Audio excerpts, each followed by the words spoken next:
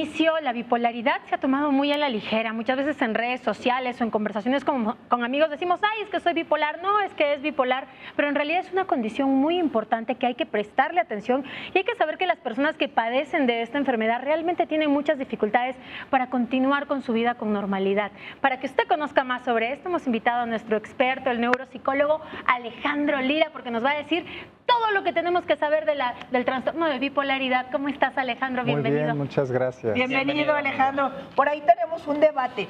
Si el bipolar también se le llama maníaco depresivo. Bueno, en el trastorno bipolar la persona va a cursar con episodios maníacos y depresivos. Por eso en muchas ocasiones se le termina llamando trastorno maníaco depresivo.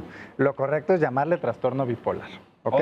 O sea, lo que tenemos entendido el trastorno bipolar es que la persona está como de un humor y cambia inmediatamente así al segundo. No, de hecho ese es uno de los mitos del trastorno bipolar, que las personas van a cambiar rápidamente de un estado a otro, y no es así. La persona va a deambular entre episodios depresivos, que se pueden confundir con episodios depresivos mayores, y episodios maníacos o hipomaníacos. ¿Qué es un episodio maníaco? Es un episodio donde la persona pues va a estar en un estado eufórico, emocionalmente exacerbado todo el tiempo, incluso hablan muy rápido, empiezan a tomar conductas de riesgo, toman malas decisiones, se vuelven impulsivos. Esto pareciera bonito porque como nos lo han presentado de pronto en la televisión o en las películas, la persona está como muy feliz, muy alegre y quiere hacer pues muchas cosas como alegres, ¿no? Y para las demás personas es así como él es el alma de la fiesta. No necesariamente puede ser así, puede ser una persona que está irritable y enojada todo el tiempo, también está en un estado exacerbado. En el caso del episodio maníaco, esto sí va a generar dificultades en su vida, en su trabajo o con sus familiares. Por ejemplo, no se va a poder concentrar o no va a poder llevar a cabo las actividades que normalmente hace. En un episodio hipomaníaco, que es muy similar, pero digamos con un poco de menos intensidad, sí va a poder hacer sus actividades con dificultad. Las demás personas se van a dar cuenta que algo le está pasando porque sí es evidente, pero digamos que esta parte de la funcionalidad es continua, ¿no? Puede seguir funcionando. Oye, Alex, una pregunta. ¿Qué tratamientos hay para este trastorno y si realmente ayudan a que la persona tenga una vida lo más parecido a lo normal, entre comillas? Claro, mira, hay muy buenos tratamientos, tanto farmacológicos como psicoterapéuticos. Y también de, pues digamos que de higiene de vida. Y cuando las personas con trastorno bipolar llevan su tratamiento de forma adecuada, pueden tener una vida perfectamente normal, que ese es otro de los mitos que usualmente tenemos de las personas bipolares, que a lo mejor, aunque tengan su tratamiento, todo el tiempo tiene que haber alguien cuidándolos y al pendiente de ellos y que no van a poder tener una vida normal. Y no es así. Si la persona es consciente de su enfermedad y lleva un tratamiento correcto, puede tener una vida como ustedes y como yo, de manera perfectamente normal y sin ningún problema, siempre y cuando lleve un tratamiento adecuado. Pero ¿cómo son los primeros síntomas o las primeras señales de la cual yo me tendría que preocupar y tendría que decir, a lo mejor estoy teniendo un problema de bipolaridad? Claro, mira, tenemos tres tipos de bipolaridad. En la primera vamos a tener un episodio maníaco que puede estar precedido por un episodio depresivo. Puede o no estar precedido por episodios depresivos. El tipo 2 es cuando tenemos un episodio depresivo y puede estar precedido o que después haya un episodio hipomaníaco, pero nunca un episodio maníaco. Y el tipo 3, que es también llamado ciclotimia, donde se va a estar alternando entre episodios depresivos y episodios hipomaníacos continuamente. Para que se considere un episodio maníaco o hipomaníaco, tiene que durar al menos 4 días. O sea, esta percepción que tenemos de que dura, o sea, de que son cambios rápidos en un mismo día, no es así. Son episodios que van a durar varios días, semanas o incluso meses. Entonces no son cambios rápidos, eso corresponde a otros trastornos, como puede ser el trastorno límite de la personalidad u otros, ¿no? Que no es el caso. Oye, dicen que todos en realidad tenemos este trastorno bipolar o algo así, pero en muy baja medida y que podemos vivir así. ¿Es cierto? No. Eso no es cierto. No, está bien. Pues. En general, la medida del trastorno es cuando afecta tu funcionalidad. Entonces, una persona con trastorno bipolar sí va a ver su vida afectada, su vida laboral, su vida familiar, sus amistades. A lo mejor la primera vez que tiene un episodio maníaco, todos se ponen muy felices con él porque es el alma de la fiesta y quiere que de pronto todos nos vayamos a escalar el Popocatépetl o el Iztaccíhuatl, y entonces ahí vamos todos detrás de él y quiere que hagamos una carne asada y fiesta, y pareciera que está todo muy bonito y muy padre, pero cuando viene después la depresión y luego otra vez viene la manía y entonces tienes que estar viendo estos cambios tan abruptos y pues no podemos seguirle el ritmo a esta persona. Entonces empieza a generar una afectación. Cuando de pronto ya no puede conservar un trabajo porque está irritable todo el día o enojado o no se puede concentrar y hacer sus actividades, entonces ya te empieza a generar una afectación. A lo largo de nuestras vidas todos vamos a pasar episodios donde nos sentimos felices y alegres, pero eso no es manía. Y vamos a pasar episodios donde nos sentimos tristes. Pero eso tampoco es depresión. Tenemos la mala maña de decir, es que estoy maníaco. Tal vez no estás maníaco, solo estás feliz o emocionado porque va a pasar algo. No es que estás deprimido, estás triste, a lo mejor te cortó la novia, pues se vale estar triste un rato, ¿no? Pero eso no es lo mismo que estar en un episodio depresivo mayor. Es que claro, cuando usamos estos términos de una manera tan ligera, les restamos importancia a las personas que sí los padecen. ¿Cómo es esto del trastorno bipolar? ¿Aparece desde los primeros años de vida? ¿Nacemos con este trastorno? ¿Algo lo causa? ¿Cómo es el inicio? Bueno, las causas son dos, ambientales y genéticas. Generalmente la persona tiene que tener una predisposición genética y además de la predisposición genética, ciertas situaciones ambientales van a desencadenar, por ejemplo, el estrés, traumas o situaciones traumáticas. La genética es importante, pero se va a manifestar al final de la adolescencia, entre los 15 y 16 años, y cuando uno es adulto joven, hasta aproximadamente los 25 años. La gran mayoría de las personas bipolares van a presentar los primeros síntomas entre esta edad, entre los 15 y los 25 años. Eso no significa que vayan a ser diagnosticados, y esta es una parte triste del trastorno. La mayoría de ellos tardan entre 5 y 10 años para ser diagnosticados después de que se empezaron a presentar los síntomas. ¿Por qué? Porque generalmente los síntomas se confunden con otros trastornos. Por ejemplo, la persona empezó con un episodio depresivo y entonces el diagnóstico es de depresión, no de bipolaridad, y el tratamiento es distinto. O a veces cuando empieza en la adolescencia, el diagnóstico puede ser, por ejemplo, TDAH, porque empezó con un episodio maníaco. Y entonces son síntomas muy similares a los del TDAH. La diferencia es que después de estos síntomas maníacos, parecidos al TDA, vamos a pasar a un episodio depresivo. Claro. Entonces ya perdimos cierto tiempo en el que se le estuvo medicando para una cosa que no era, y entonces va a pasar más tiempo hasta que el diagnóstico se vuelva el correcto. Y medicando demasiado, porque por ejemplo a mí me detectaron esto de bipolaridad y me mandaban medicamento, pero como para dormir un caballo. Entonces, exactamente. Pero ¿qué tan riesgoso puede ser, doctor? Porque cuando llega la etapa de depresión, puede la gente tomar una mala decisión. Mira, generalmente pensamos que las personas deprimidas son las que pues hacen estos intentos de desvivirse. De quitarse la vida. La realidad es que generalmente no es así. La parte más complicada o la parte más peligrosa es cuando la persona está saliendo de la depresión. Cuando una persona está muy deprimida, no tiene energía para hacer nada, generalmente, ¿no? Pero cuando está, digamos, dejando atrás la depresión y empieza a tener energía, es cuando es más peligroso, porque es cuando lo puede hacer. O en el caso del trastorno bipolar, cuando están en un episodio maníaco, es cuando suele haber más estos intentos de quitarse la vida, de desvivirse, o empiezan a tener conductas de riesgo. Tal vez no es un intento como tal de quitarse la vida, sino que empiezan a tener conductas de riesgo como manejar exceso de velocidad, empiezan a tener conductas como ingerir alcohol y drogas en exceso, y como están en este episodio maníaco no perciben el peligro que es, por ejemplo, subirte a la moto si estás ebrio, y entonces pues termina sucediendo lo que pasa cuando estás en un estado alterado. ¿Qué detona todo esto? ¿Puede ser cuestiones genéticas o puede ser el medio ambiente o qué podría detonar eso? Bueno, primero hablamos que tiene que haber siempre una predisposición genética. Hay alteraciones en ciertos neurotransmisores en el cerebro. También se habla de ciertas alteraciones en la materia gris de la corteza prefrontal y otras áreas del cerebro encargadas con la regulación y modulación de las emociones. Sin embargo, ¿qué lo puede detonar? Porque podríamos tener nosotros, por ejemplo, ese potencial, pero a lo largo de nuestra vida jamás se nos desató un episodio, claro. no se nos manifestó. ¿Qué lo detona?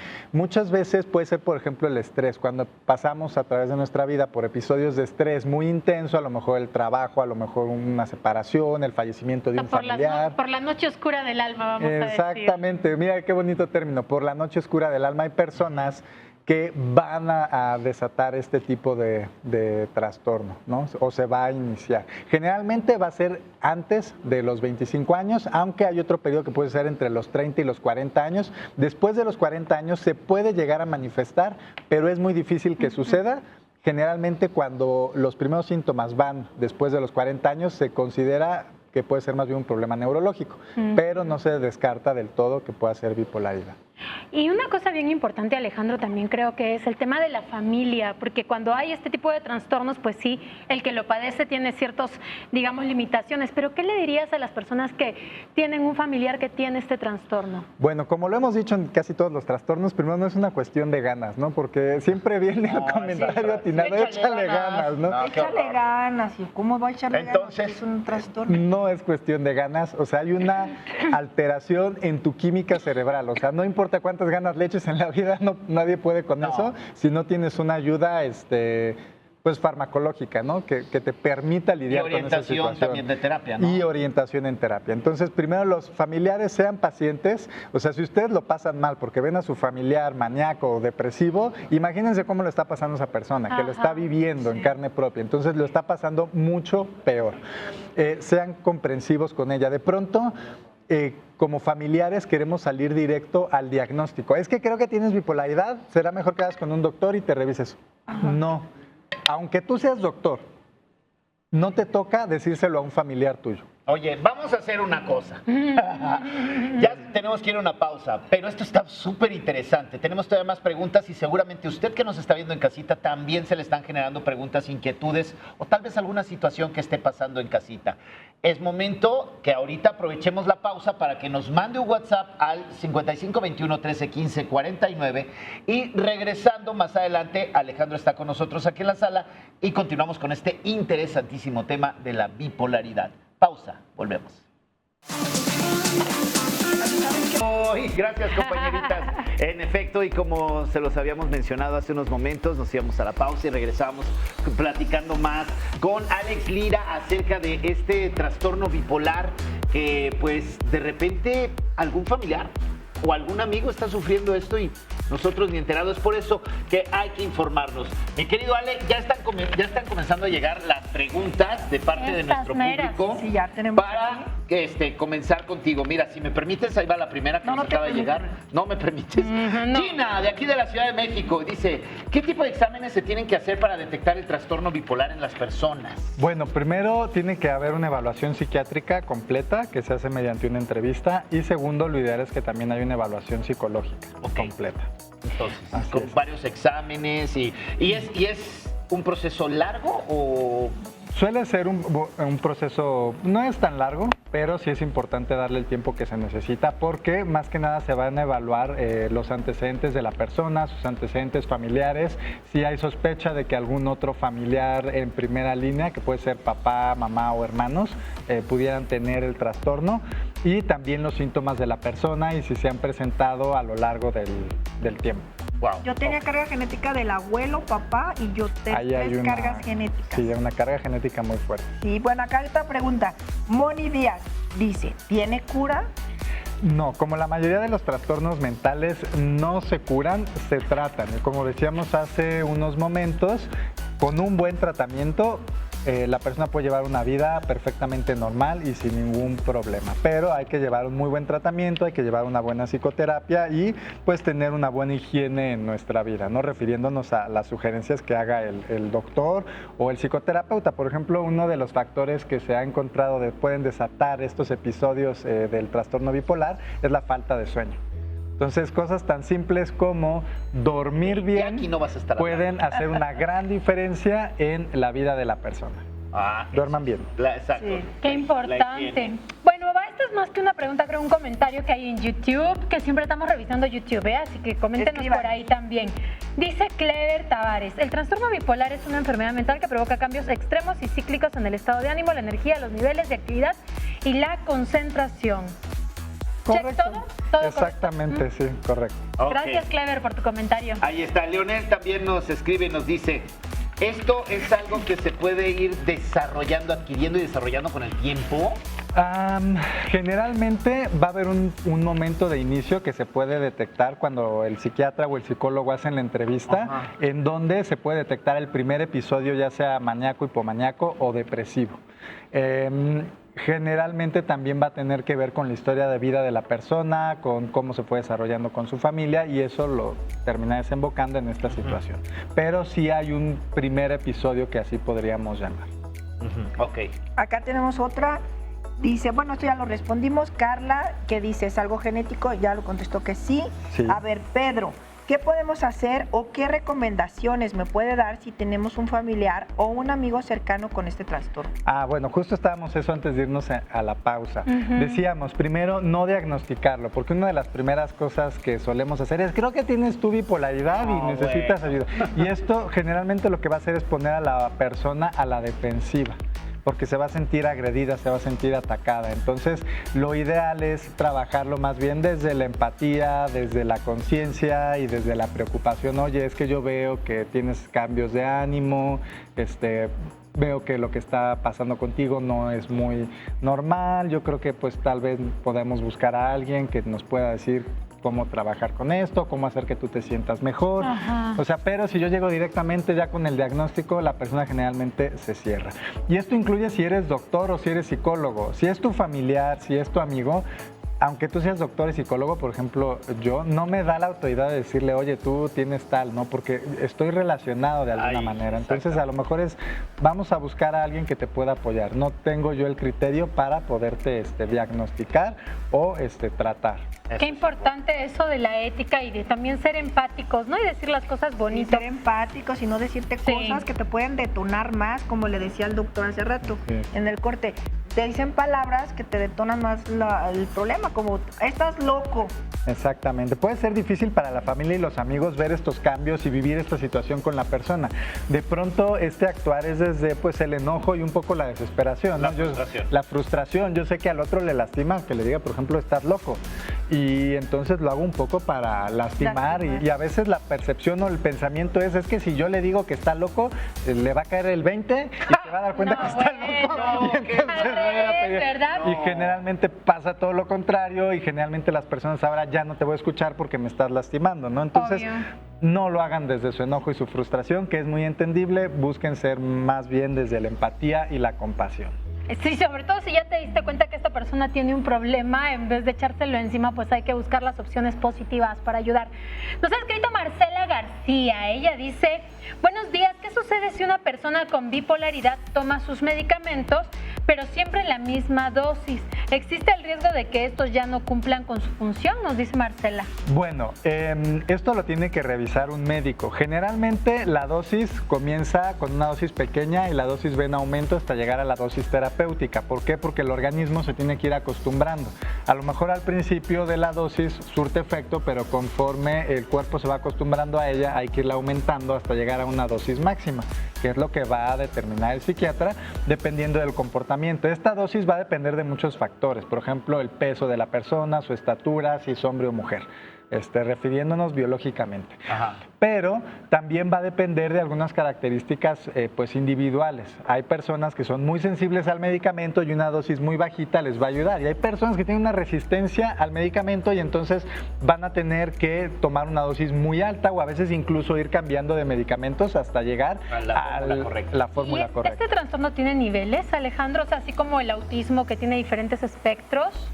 Pues mira, generalmente en cuanto a la depresión y a los episodios maníacos sí se puede graduar dependiendo de la intensidad de los síntomas. Por ejemplo, en el episodio maníaco teníamos el hipomaníaco o el maníaco, cuando uno es menos intenso que el otro. Claro. Y también en el caso de los síntomas depresivos los podemos tener de mayor o menor intensidad. Ahí está. Okay. Oye, también nos escribe Alexa de Sinaloa, dice, ¿cómo podemos estar seguros de que sí sí es un trastorno y que no nada más es un simple cambio de humor. Eso lo tiene que diagnosticar un experto. Claro. Nosotros no tenemos como personas que no estamos en el ámbito de la medicina, incluso yo, viendo a mis familiares o a mis amigos, no tengo la capacidad de decir si solo es un trastorno. Para poder diagnosticarlo tendría que hacer una serie de procedimientos que se llevan para poder llegar a esa conclusión, que es lo que va a hacer un psicólogo, lo que va a hacer un psiquiatra. Entonces nosotros como personas, ¿qué podemos hacer?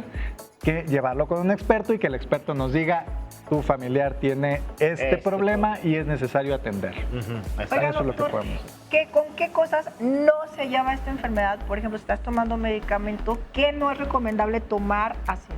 Bueno, ¿qué no es recomendable? Primero, dormir mal. Este es uno de los primeros puntos que se va a tratar con el TB, que es tener una buena higiene del sueño. Y segundo, alcohol y drogas. Muchas personas con TB terminan pues automedicándose, por así decirlo, precisamente con alcohol y drogas. Para sentirse mejor, a lo mejor en un episodio depresivo, ingieren ciertas sustancias que les ayudan a tener un levantón.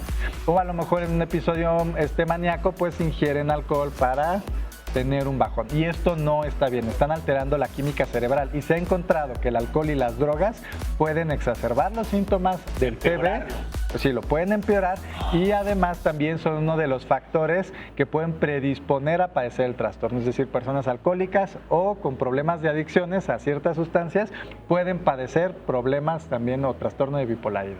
Okay, si a alguien sano le dan diablos azules, imagínate a alguien que tenga esta condición. O sea, realmente el alcohol, sí, hay que tomar con mucha moderación. En este caso se sugiere que nada, no tomar, nada de alcohol, evitar nada. alcohol y droga. Además, el alcohol suele anular los efectos de ciertos medicamentos. Entonces, de nada te sirve que tú te tomes religiosamente tu pastilla a las 6 de la tarde si te lo bajas con un tequila, un vodka, Claro. porque es como si no te tomaras nada. Entonces, por favor, hay que evitarlo. Pues un gran tema, muy interesante, y muchísimas gracias al doctor Alex Lira, que está con nosotros cada semana para decirnos este tipo de problemas que a veces no le damos la importancia y el peso que deberíamos de dar. Gracias, Ale, por estar aquí con nosotros, y nos vamos a un pequeño corte, pero todavía tenemos mucho más aquí en Una Mañana Estelar. No tardamos, volvemos.